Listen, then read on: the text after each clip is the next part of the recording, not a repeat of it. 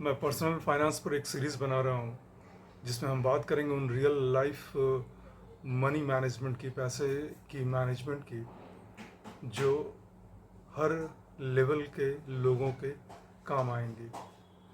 बिल्कुल simple language में finance के बहुत ही सिंपल वर्ड्स को यूज़ करते हुए, चाहे आप नया पैसा कमाना शुरू कर रहे हैं या आप सेटल्ड हैं, ये सीरीज़, ये वीडियो आपके सोच और आपके पैसे कमाने को, साथ ही एक बेहतर भविष्य को डिज़ाइन करने में मदद करेगी। तो चलिए शुरू करते हैं। आज का टॉपिक है पैसा बचाना मुश्किल काम नहीं है, सोच है। कैसे? आइए डिटेल में बात करते हैं। कभी आपने सोचा है जैसे ही हमारे पास सैलरी आती है और कुछ दिन बाद गायब हो जाती है? ऐसा क्यों? क्योंकि हम प्लान ही नहीं कर पाते कि हमें सेविंग करनी कैसे है, कब करनी है, कैसे करनी है। और जैसे ही मंथ एंड होता है हम फिर से खुद को ये कहते हैं, सीरियसली अगले अगले महीने से तो बिल्कुल सेविंग स्टार्ट हो जाएगी। कुछ जाना पहचाना सा लग रहा है ये सिचुएशन आपको? सुना सुना सा लग रहा है? जब आप थोड़ा और डिटेल में जाएंगे तो आपको दिखेगा, आपको समझ में आएगा कि ये एक सोच वाली बात है, ये एक डिसिप्लिन की बात है। मैं आपको एग्जांपल के थ्रू बताता हूँ। दो दोस्त एक शहर में सेम रेंट सेम सैलरी पे रहते हैं।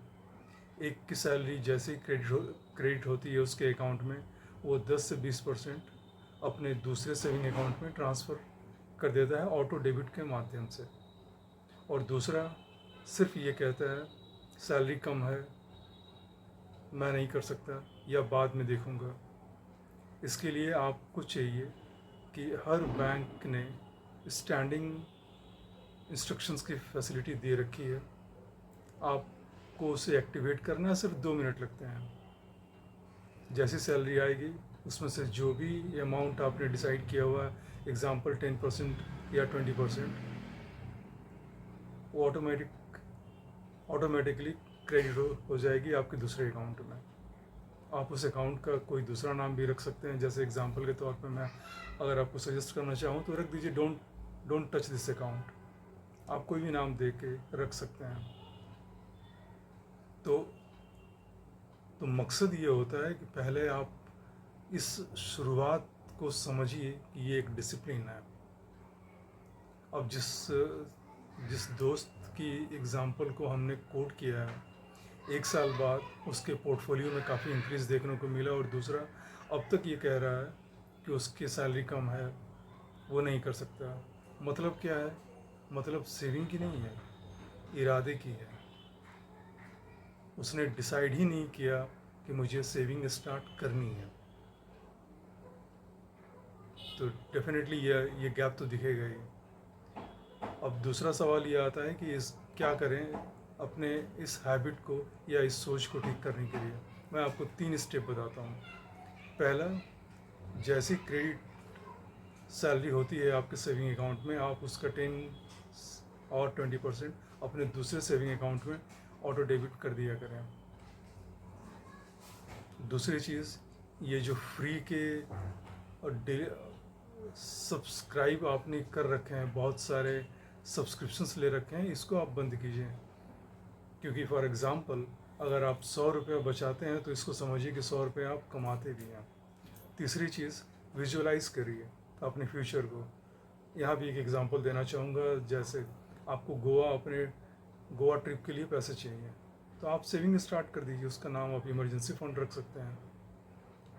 या कोई और जो आपका गोल है, लक्ष्य जिसको आप पाना चाहते हैं, आप ऐसे प्लान कर लीजिए। 3 स्टेप, डेफिनेटली आपको एक डिफरेंस दिखेगा कुछ दिनों बाद अपने पोर्टफोलियो में।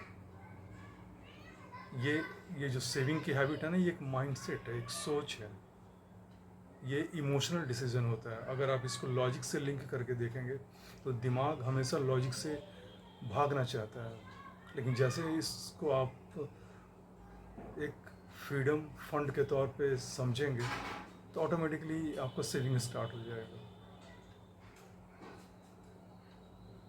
मैं उम्मीद करता हूँ ये जानकारी आपको पसंद आ रही होगी, और अगर आप यहाँ तक देख चुके हैं तो वीडियो को सब्सक्राइब ज़रूर कीजिए, क्योंकि ये पूरी सीरीज़ आने वाली है जिसमें आपको बहुत सारे ऐसे मिथक टूटते हुए दिखेंगे।